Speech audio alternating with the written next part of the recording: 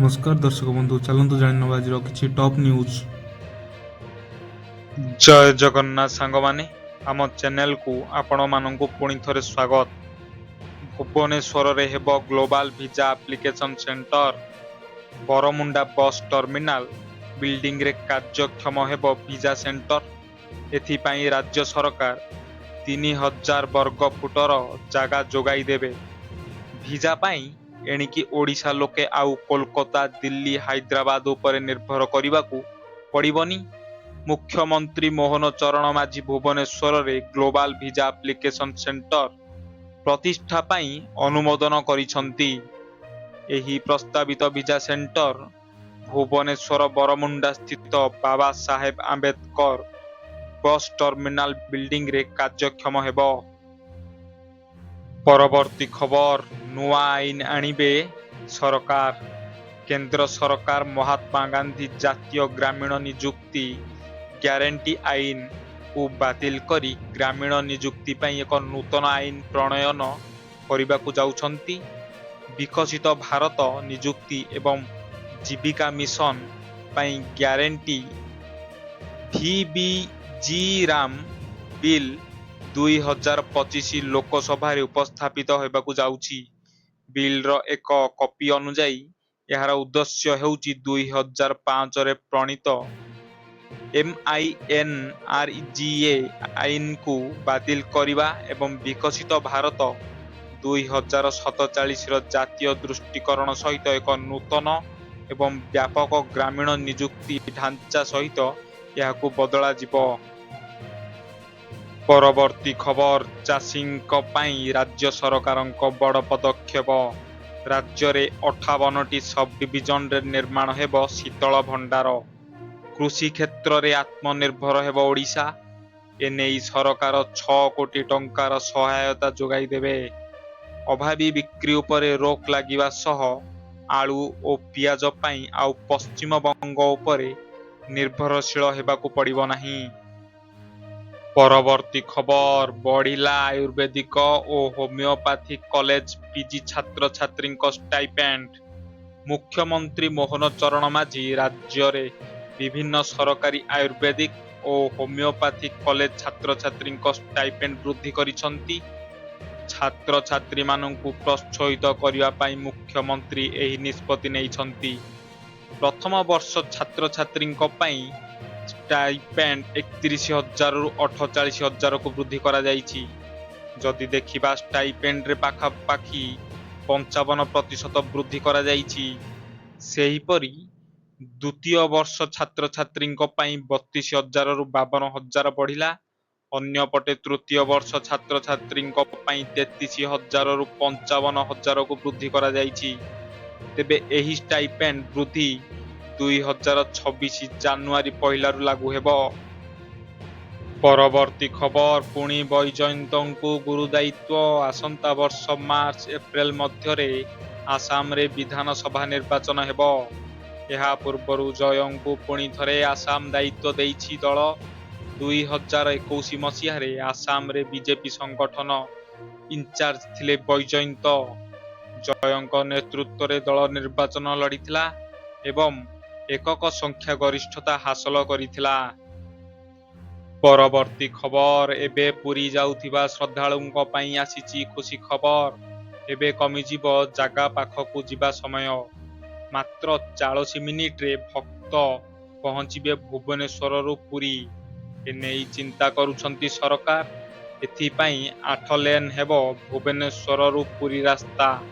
ଏନେଇ ସୂଚନା ଦେଇଛନ୍ତି ପୂର୍ତ୍ତମନ୍ତ୍ରୀ ପୃଥ୍ୱୀରାଜ ହରିଚନ୍ଦନ।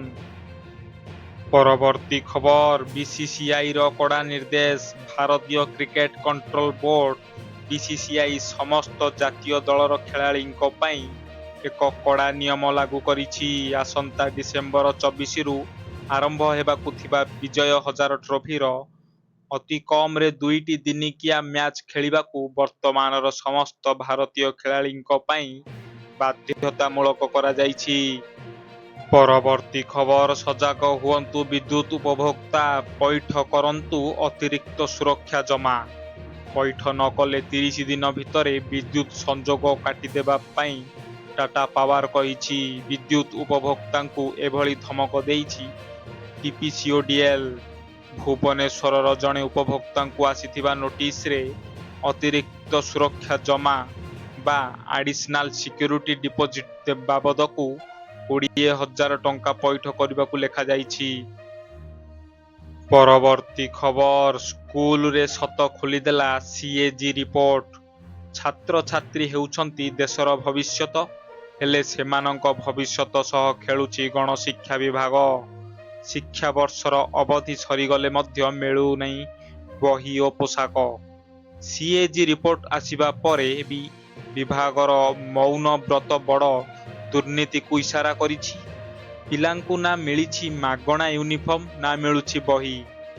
ସିଏଜିର ପ୍ରକାଶିତ ରିପୋର୍ଟରେ ଶିକ୍ଷା ବ୍ୟବସ୍ଥାର ବିକଳ ଚିତ୍ର ପଦାରେ ପଡ଼ିଛି।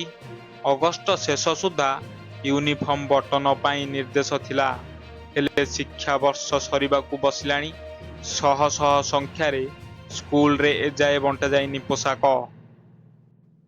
ପରବର୍ତ୍ତୀ ଖବର, ରାଜଧାନୀ ଭୁବନେଶ୍ୱରରେ ନାବାଳିକାକୁ ଗଣଦୁଷ୍କର୍ମ, କମିଶନରେଟ ପୋଲିସର ଆରମ୍ଭ ହେଲା ଛାନଭିନ୍। ନିଜ ପୁରୁଷ ବନ୍ଧୁଙ୍କ ସହ ଯାଉଥିବା ବେଳେ ଅତର୍କିତ ଆକ୍ରମଣ କରିବା ସହ ନଈ ପଠାରେ ଦୁଷ୍କର୍ମ ହୋଇଥିବା ନେଇ ଥାନାରେ ଅଭିଯୋଗ କରିଥିଲେ।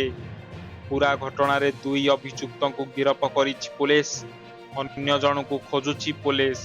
ତେବେ ଗତ 12 ତାରିଖରେ ସାମ୍ନାକୁ ଆସିଥିବା ଦୁଷ୍କର୍ମ ମାମଲାରେ ମନରୁ ନ ଯାଉଣୁ ପୁଣି ଥରେ ଘଟିଛି ଭୟଙ୍କର ଘଟଣା। ପରବର୍ତ୍ତୀ ଖବର, କଂଗ୍ରେସରୁ ମୋକିମଙ୍କ ବହିଷ୍କାରକୁ ନେଇ ମୁହଁ ଖୋଲିଛନ୍ତି ନରସିଂହ ମିଶ୍ର। ସେ କହିଛନ୍ତି ଯେ ହାଇକମାଣ୍ଡ ନିଷ୍ପତ୍ତି ନେଇଛନ୍ତି, ତେଣୁ ଏ ବିବାଦରେ କିଛି କହିବିନି, କିନ୍ତୁ ଏହି ନିଷ୍ପତ୍ତି ଉପରେ ଆଉ ଥରେ ବିଚାର କରିବା ଉଚିତ। କଟକରେ ମୋକିମ ଜଣେ ମଜବୁତ ନେତା ଥିଲେ, ତେଣୁ କଟକରେ ପ୍ରଭାବ ପଡ଼ିବ ବୋଲି କହିଛନ୍ତି ନରସିଂହ ମିଶ୍ର। ପରବର୍ତ୍ତୀ ଖବର, ହିମାଳୟ ଉପରେ କୋରାପୁଟ ଝିଅ। କୋରାପୁଟରୁ ହିମାଳୟ ପର୍ବତାରୋହଣ, ନାଁ ରଖିଲେ ଓଡ଼ିଆ ଝିଅ। ସମୁଦ୍ର ପତନରୁ ପ୍ରାୟ 21,000 ଫୁଟ ଉଚ୍ଚରେ ଉଡ଼ାଇଲେ ତ୍ରିରଙ୍ଗା। ହିମାଳୟ ପର୍ବତମାଳାରେ ଗୋରିଚେନ ଶୃଙ୍ଗ ଆରୋହଣ କରି ନିଜ ଜିଲ୍ଲା ତଥା ରାଜ୍ୟକୁ ଗୌରବାନ୍ୱିତ କରିଛନ୍ତି ମହିଳା କ୍ୟାଡେଟ୍ ହିରାଶିଷା। ଏହା ସହିତ ସେ 7,000 ମିଟର ଉଚ୍ଚତାରେ ପର୍ବତ ଶୃଙ୍ଗ ଆରୋହଣ ଲାଗି ଯୋଗ୍ୟତା ହାସଲ କରିଛନ୍ତି। ପରବର୍ତ୍ତୀ ଖବର, ଜୋର୍ଡାନରେ ବି ମୋଦିଙ୍କ ଫ୍ୟାନ୍। ଜୋର୍ଡାନରେ ଅଛନ୍ତି ପ୍ରଧାନମନ୍ତ୍ରୀ ମୋଦି। ଅପରାହ୍ନରେ ଜୋର୍ଡାନର ଅମାନ ବିମାନ ବନ୍ଦରରେ ପହଞ୍ଚିବା ପରେ ପିଏମ୍ ମୋଦିଙ୍କୁ ଭବ୍ୟ ସ୍ୱାଗତ କରିଛନ୍ତି ଜୋର୍ଡାନ ପ୍ରଧାନମନ୍ତ୍ରୀ ଜାଫର ହାସନ। ରାଜା ଅବଦୁଲ୍ଲା ଦ୍ୱିତୀୟ ବିନ୍ ଅଲ ହୁସେନଙ୍କ ନିମନ୍ତ୍ରଣରେ 2 ଦିନିଆ ଜୋର୍ଡାନ ଗସ୍ତରେ ଆଜି ପହଞ୍ଚିଛନ୍ତି ମୋଦି। ଓମାନର ଏକ ହୋଟେଲରେ ପହଞ୍ଚିବା ପରେ ପ୍ରବାସୀ ଭାରତୀୟ ମଧ୍ୟ ମୋଦିଙ୍କୁ ସ୍ୱାଗତ ସମ୍ବର୍ଦ୍ଧନା ଦେଇଛନ୍ତି। ପରବର୍ତ୍ତୀ ଖବର, ବିହାର ବିଧାନସଭା ନିର୍ବାଚନରେ କଂଗ୍ରେସ ଏବଂ ନିର୍ବାଚନ ରଣନୀତିଜ୍ଞ ପ୍ରଶାନ୍ତ କିଶୋରଙ୍କ ନୂଆ ଦଳ ଜନସୁରାଜରେ ଶୋଚନୀୟ ପରାଜୟ ପରେ ଏବେ ବଡ଼ ରାଜନୈତିକ ଖବର ସାମ୍ନାକୁ ଆସିଛି। ସୂତ୍ରରୁ ମିଳିଥିବା ଖବର ଅନୁସାରେ ଗତ ସପ୍ତାହରେ କଂଗ୍ରେସ ଏମ୍ପି ପ୍ରିୟଙ୍କା ଗାନ୍ଧୀ ଭଦ୍ରା ଦିଲ୍ଲୀରେ ସୋନିଆ ଗାନ୍ଧୀଙ୍କ ବାସଭବନରେ ପ୍ରଶାନ୍ତ କିଶୋର ପିକେଙ୍କୁ ଭେଟି ଦୀର୍ଘ ସମୟ ଧରି ଆଲୋଚନା କରିଛନ୍ତି।